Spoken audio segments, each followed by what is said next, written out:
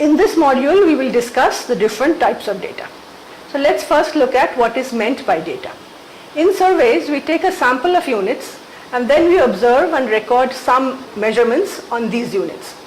Now, for example, the units may be persons, households, agricultural fields, schools, depending upon the survey undertaken. Then we may record the income of a person, or the number of members in a household, or the yield of paddy from a field, or the type, for example, primary or secondary of the school, etc. Here, income, number of members, yield, type of school, these are all characteristics of interest which we call variables. And the observations on these variables for the sample units will form our data. Now, why do we need to learn the different types of data?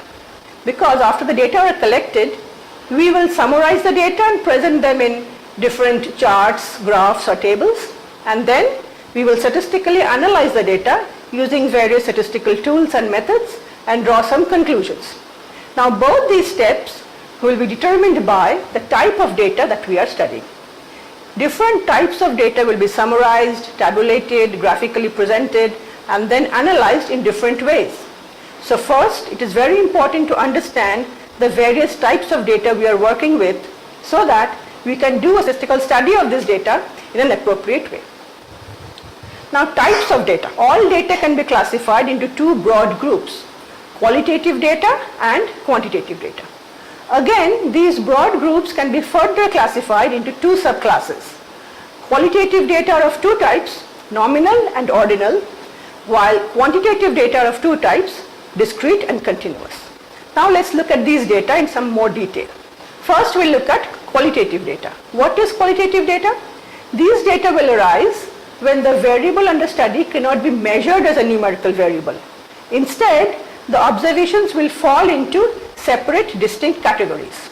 So another name of this type of data is categorical data, because this data is essentially where observations fall into different categories.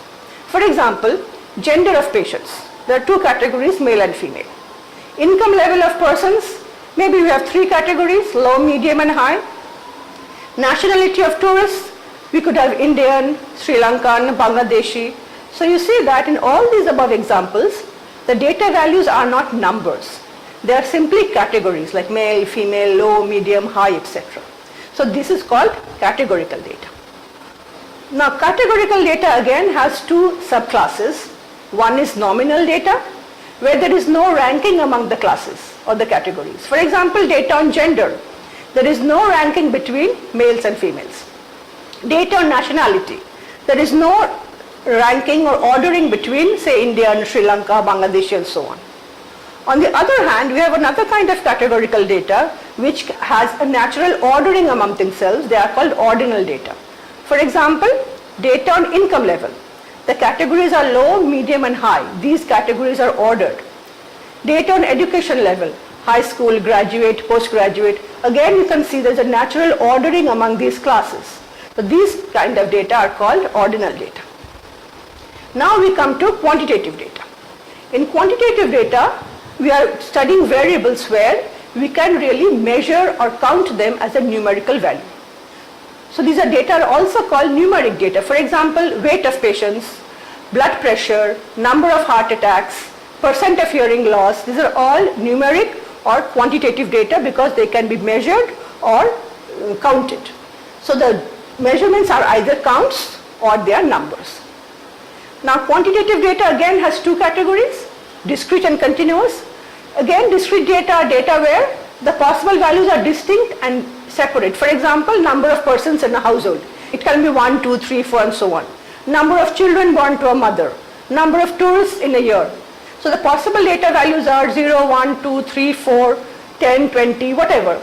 But there are no fractional values possible. I cannot have 1.5 tourists coming, or I cannot have 3.5 children born to a mother. They are always whole numbers or integers. Another one is continuous data. Here, the possible data values can take any value, usually within a certain range. For example, the height of a person. The person can have any height between a given certain range. Age of a person, income of a household. Here the data take values in a continuous range.